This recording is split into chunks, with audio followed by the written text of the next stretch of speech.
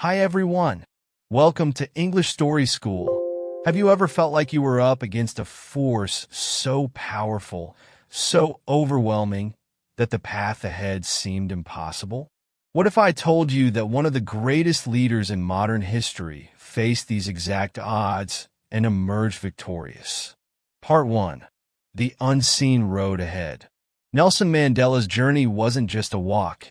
It was the long walk to freedom. It wasn't merely about the miles he physically traveled. It was about the monumental emotional and mental battles he fought, often against his own fears and insecurities. This journey was more than just a pursuit of justice. It was an odyssey into the depths of his own soul, where he would discover not only his resilience, but his capacity to stand unwavering in the face of the world's cruelest adversities. From the moment Mandela felt the sharp sting of apartheid, he knew that his path would be anything but ordinary. The oppressive weight of racial injustice didn't just target his people, it sought to suffocate the very soul of South Africa. Mandela understood that his struggle wasn't just a personal war. It was the war of an entire generation, an entire nation, chained by the ugly forces of bigotry and hatred. His dream of freedom wasn't born from personal need or vanity. It was born from a profound love for his people and a deep-seated desire to see them liberated from the shackles of oppression. But here's the crucial turning point. In order to fight for the freedom of others, Mandela first had to confront his own fears and doubts. He had to face the terrifying unknown of what lay ahead. What would it cost him? His family? His freedom? His life? These questions weren't just passing thoughts. They were the very ghosts that haunted him, trying to sway his resolve at every turn. Mandela's vision of freedom was bold, vivid, and defiant. It was freedom not just from physical chains, but from the psychological and emotional prison that apartheid had built in the hearts of both the oppressed and the oppressors. Yet, no vision can be realized without first confronting the harsh reality of its pursuit. The road to freedom is rarely smooth or predictable. It's filled with obstacles, challenges, and moments where one might question the very worth of the journey. And it was in 1962, when Mandela stepped into that courtroom, that his personal battle reached a boiling point. He wasn't just standing trial for the actions that had brought him to this moment. He was standing trial for everything he believed in, for the future he envisioned, for the dream that burned in his heart. But as the prosecution leveled its charges against him, there was no trace of fear in his eyes. There was no hesitation in his voice. He wasn't there to beg for mercy, nor was he there to apologize for the freedom he sought. Mandela stood firm, not just for his own rights, but for the rights of every individual who had been silenced and oppressed. His choice that day wasn't one of surrender. It was a choice of defiance, courage, and an unshakable commitment to something greater than himself. He wasn't going to bend. He wasn't going to break. He wasn't going to cower. He had made peace with the reality that the cost of freedom was steep, and he was prepared to pay that price. In that courtroom, Mandela didn't just fight for his own release. He fought for the freedom of millions who would never have the chance to stand in a courtroom. He understood the gravity of his actions, knowing full well that his words, his stance, his refusal to submit would echo across the world. His message was clear. No longer would fear dictate the future. No longer would hatred control the narrative of South Africa. He was about to change the course of history, not through violence, not through anger, but through the sheer force of his will. The odds were stacked high against him, against anyone who dared to stand for peace, equality, and justice. But Mandela chose to walk forward. He didn't walk because the path was easy. He didn't walk because victory was guaranteed. He walked because it was the only way forward, no matter the personal cost. He walked because, deep down, he knew that the very spirit of South Africa depended on the courage of people like him. This moment in the courtroom wasn't the end of his journey. It was merely the beginning. As the door to that courtroom slammed shut behind him, Mandela stepped into a new reality, one where the true battle would unfold not just in the physical realm, but in the deepest recesses of his soul. He was now fully aware that the journey ahead would demand everything of him, the entirety of his being, his mind, his body, and most importantly, his unwavering faith in the ultimate triumph of justice. The long walk to freedom had begun, and it would be unlike anything the world had ever seen. Part 2. The Chains of Time. Imagine the feeling of being locked away, not for days or months, but for decades. A prison that stretches not just through time, but into the very core of your existence. How does one survive such an ordeal? What does it take to remain strong when you've been isolated, torn from the familiar embrace of your family, your home, and the people you love? How do you carry on when the years stretch on and the world outside grows distant and unrecognizable? Mandela spent 27 years in prison, and each moment was a test of his resolve, his soul, and his ability to hold on to hope when everything seemed to be slipping away. Every day in that cell, time itself felt like a vast ocean, its waves crashing relentlessly against him. Yet, within this vast ocean, Mandela found an anchor, his purpose. It wasn't something abstract or vague. It was something deeply personal. It was a fire that burned in his chest, a conviction that neither time nor space could extinguish. In those deepest, darkest moments of his confinement, where the shadows seemed to stretch and blur every inch of hope, Mandela found his light. It wasn't an outside force. It wasn't a sudden divine intervention. It was the clarity of his mission, the understanding that what he was going through wasn't in vain. He wasn't just existing in a cell. He was preparing for a greater battle. His incarceration, in many ways, was not the end of his story. It was the necessary preparation for the role he was destined to play. The chains of time didn't break him. They forged him. Inside that prison, Mandela didn't sit idly by and wait for the world to change. He didn't let time defeat him. He refused to let the endless hours wear down his spirit. Instead, he used every moment, every second, to build something stronger. He spent years reading, learning, reflecting, and strategizing. The man who walked into that prison was not the same man who would walk out. His mind expanded with every book he read, every conversation he had, and every lesson he learned. But perhaps the most profound change took place within him. His transformation from prisoner to leader, from a man bound by chains to a symbol of hope for millions. Mandela's time in prison was not spent counting the days until his release. He wasn't waiting for a miracle to free him. He was actively creating the foundation for a revolution of the mind and soul. He saw his imprisonment not as a prison of his body, but as a stepping stone toward his ultimate goal.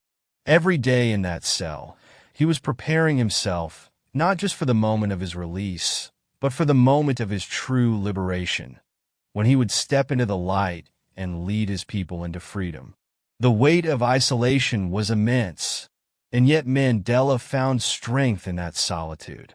When the world outside seemed indifferent to his suffering, he looked inward and found that his will was unbreakable.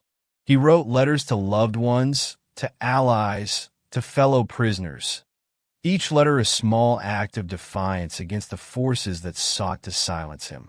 He planned, he dreamed, and through it all, he never lost sight of the ultimate prize, his freedom and the freedom of his people.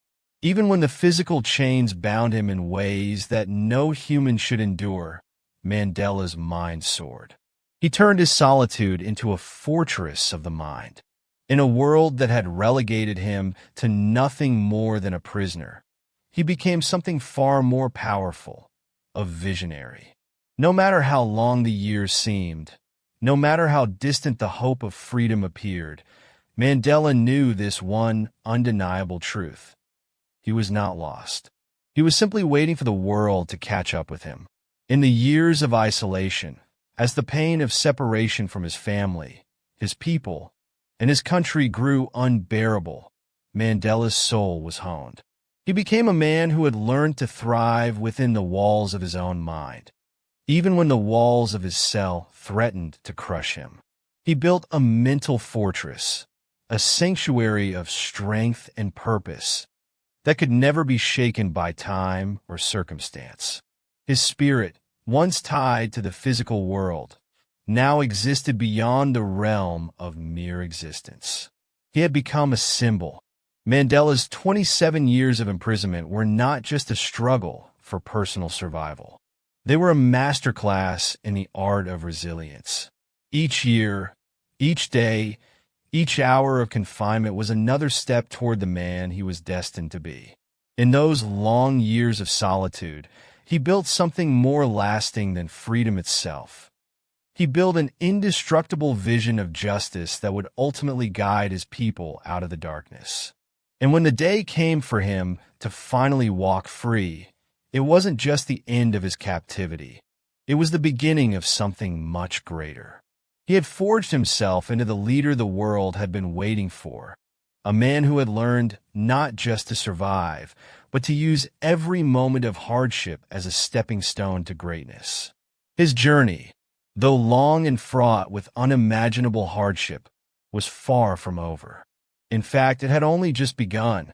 Part 3, Breaking Free, a Legacy in the Making. One day, the walls that held Nelson Mandela in would crumble. And when they did, the world stood still in awe. The moment Mandela walked free from that prison, he wasn't just stepping into a world of freedom. He was walking into a new era. He emerged not as a broken man, worn down by years of suffering, but as a symbol of resilience. A man whose very existence embodied the strength of the human spirit, a living testament to the power of hope. He wasn't just freed from the physical confines of a prison. He was freed in every sense of the word. He was a symbol of new beginnings, a beacon of light in a world that desperately needed it. But his release wasn't the end. It was only the beginning.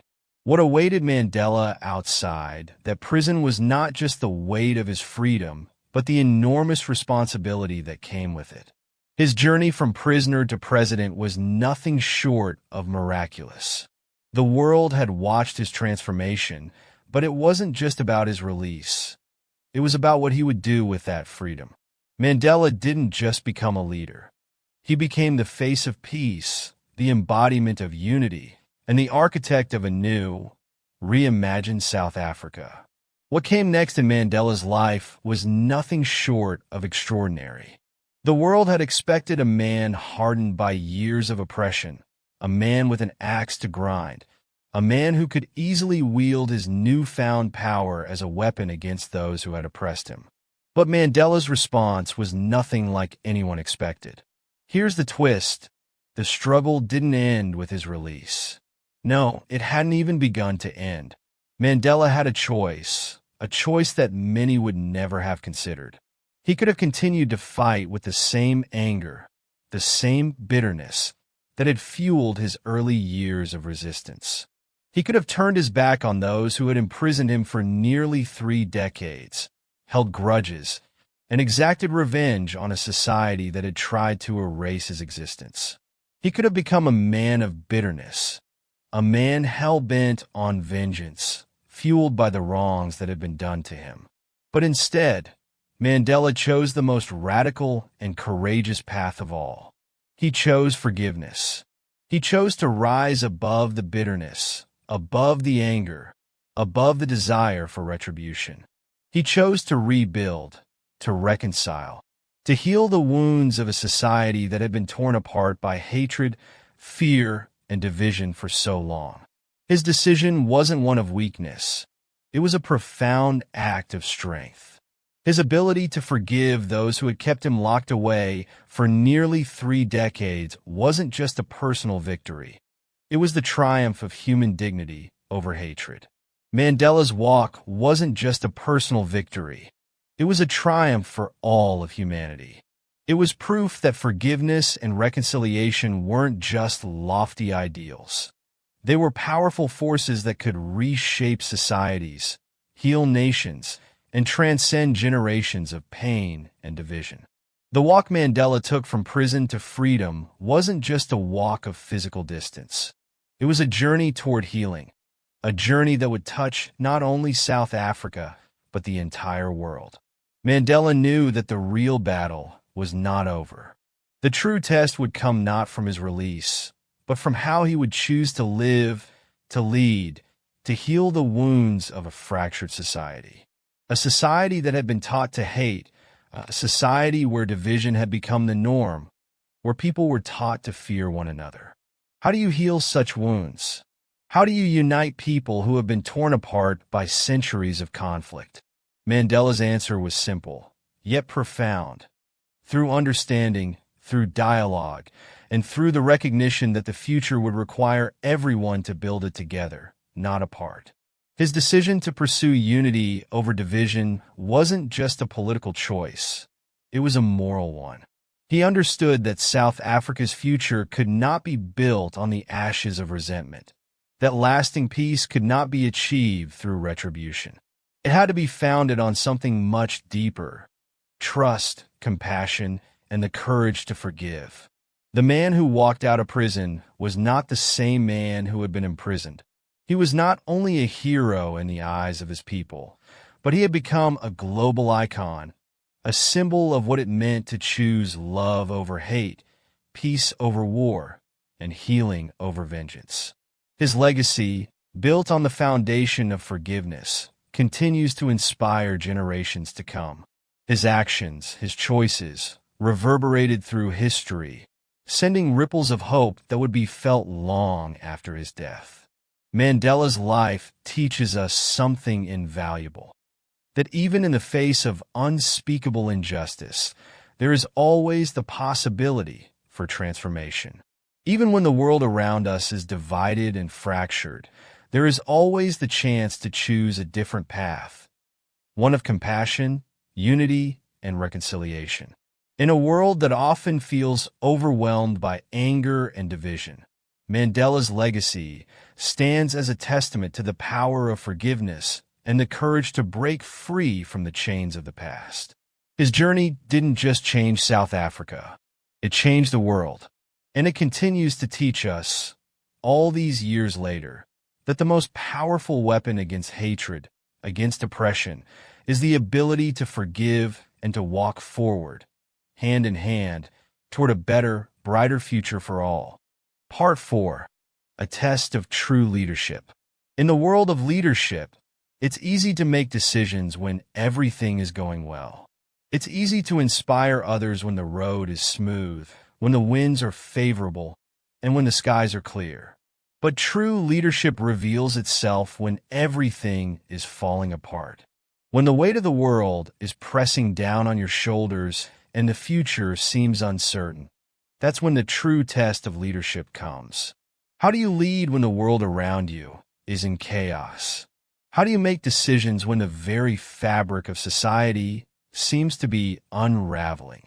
Mandela faced that question again and again, each time more pressing than the last.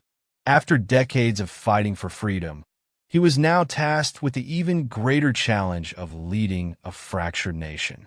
South Africa, newly freed from the shackles of apartheid, was now at a crossroads.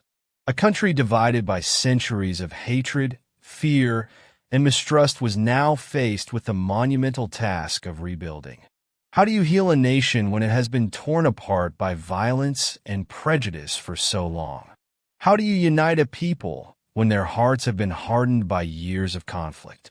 Mandela didn't seek to lead with force, authority, or coercion. He didn't believe that a leader was someone who commanded others to follow, nor did he see leadership as a way to exert dominance over others. Instead, Mandela led with compassion. He led with integrity. He led with the belief that, no matter how daunting the task, peace was the only path forward. His leadership wasn't about power. It was about purpose. It was about lifting up the people around him, empowering them to see beyond their differences, beyond their hatred, beyond the walls that had been built up over generations. At a time when others would have given in to anger, when many would have taken the path of vengeance or retribution, Mandela chose something far more difficult. He chose to lead with empathy. His leadership was rooted in the understanding that true reconciliation could only come through compassion. To heal the wounds of apartheid, he had to help others see one another as human beings, as equals, as brothers and sisters, no matter the color of their skin or the history they carried. He had to help the oppressed and the oppressors alike look into one another's eyes and find a way forward, not through violence or hatred, but through understanding, forgiveness, and shared hope. Mandela's vision for South Africa wasn't just about ending apartheid. It was about creating something entirely new. He wasn't interested in merely replacing one form of oppression with another. He wasn't interested in creating a new hierarchy of power. Instead, he dreamed of a South Africa where every individual had the opportunity to live in peace, where justice wasn't a privilege for the few, but a right for all. This dream required more than just legal reforms. It required a fundamental shift in the way people saw one another. And Mandela, with his deep belief in humanity and his unwavering commitment to justice, set out to make that shift a reality. The challenges he faced were immense. South Africa was on the brink of collapse, teetering on the edge of civil war. Tensions were high. The deep-seated divisions between races were threatening to tear the country apart. But Mandela, despite the overwhelming odds, didn't give in to fear or despair. Instead, he doubled down on his commitment to peace, to unity, and to the idea that reconciliation was the only way forward. And then, when the world watched with bated breath, Mandela did something incredible. He didn't just inspire hope, he inspired the impossible. He made peace not just an abstract concept, not just an idea to be discussed in lofty speeches, but a tangible reality. He showed the world that forgiveness wasn't weakness. He showed that the true strength of leadership lies in the ability to lift others up, to bring them together, and to inspire them to be better, to do better. In the face of chaos, Mandela remained steady. In the face of division, he remained resolute. His leadership wasn't about asserting control. It was about offering a vision of a united South Africa, where every person, regardless of their race or background, could live with dignity, respect, and equality. His leadership was about building a nation from the ground up, brick by brick, person by person. It wasn't about forcing people to follow. It was about empowering them to lead alongside him. Mandela understood that true leadership isn't just about making decisions. It's about inspiring others to rise above their circumstances, to overcome their fears, and to build something greater than themselves. It's about creating a legacy that doesn't just change the course of history, but changes the hearts of those who live through it. And that's exactly what Mandela did. He didn't just lead a nation, he led a movement. He led not just with his mind, but with his heart. He didn't give up when the road got tough. He didn't retreat when others doubted him. He stood firm, knowing that the future of South Africa depended on his ability to unite its people, to show them that peace wasn't a luxury, it was a necessity. And in the end, through his leadership, he showed the world that the most powerful force of all is not hate, nor fear, nor anger, but love. Love for your people, love for your country, love for humanity. Part 5, the ultimate legacy. You may be wondering, what does all of this mean for us today?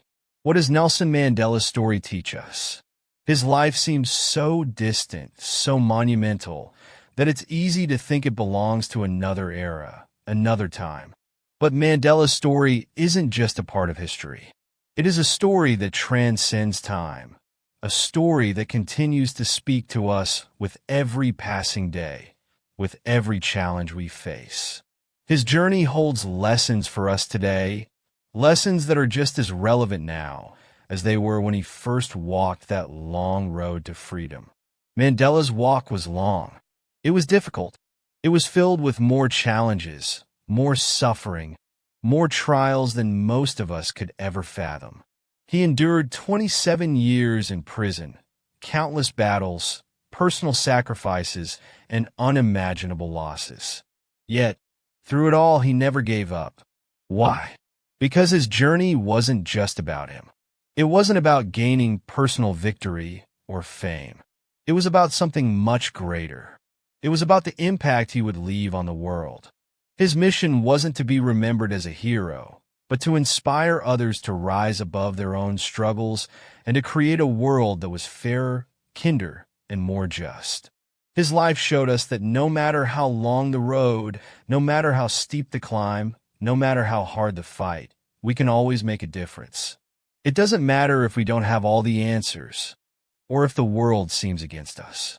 What matters is that we keep moving forward, keep fighting for what is right, and never lose sight of the vision that drives us. Mandela's story teaches us that even in the darkest of times, we can shine. That no matter how dire the situation, there is always hope, always a chance for change, always a way to make the world better, no matter how small the action may seem at first. The greatest lesson we can take from Mandela is this: the true measure of our character isn't how we rise when everything is easy. It's how we rise when everything seems impossible. It's in those moments of doubt, those moments when the odds are against us and the weight of the world is on our shoulders, that our true strength is revealed. It's in those moments when we are tempted to give up, when the path ahead seems too dark to navigate, that we must remember Mandela. We must remember how he rose, how he refused to be broken, how he stood firm in his beliefs despite the overwhelming pressure to compromise. Mandela's journey wasn't about the glory of victory. It was about the power of resilience. It was about the power of belief, the belief that even in the face of the most impossible odds, change is not only possible, but inevitable if we refuse to give in. It was about the power of forgiveness, the ability to rise above the injustices done to us and to see the bigger picture, that healing and reconciliation are the only paths forward. Mandela knew that peace wasn't something that could be imposed. It had to be earned, it had to be worked for, it had to be nurtured. And he showed us how to do that, by walking a path of forgiveness, by seeing the humanity in those who had oppressed him and choosing to move forward without hate. But the story doesn't end with Mandela. His journey doesn't end with his passing, and his legacy doesn't stop with his achievements. Now it's up to us.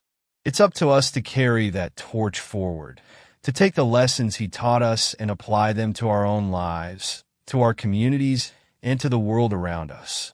The torch of resilience, of forgiveness, of unity, it is now in our hands. And it's up to us to decide how we will carry it.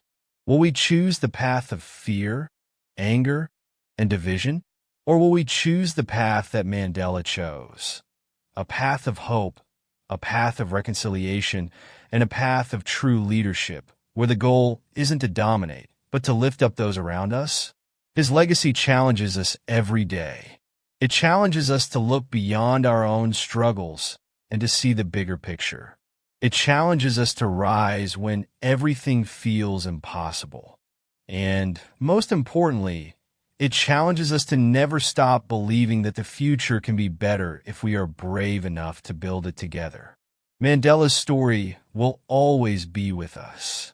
His legacy will always remind us that no matter the size of the fight, no matter the depth of the challenges, we can always make a difference. He showed us that real change begins with the courage to act, the strength to persevere, and the heart to forgive. And that, in the end, is what makes a true legacy, one that lives on in the actions and choices of those who come after us.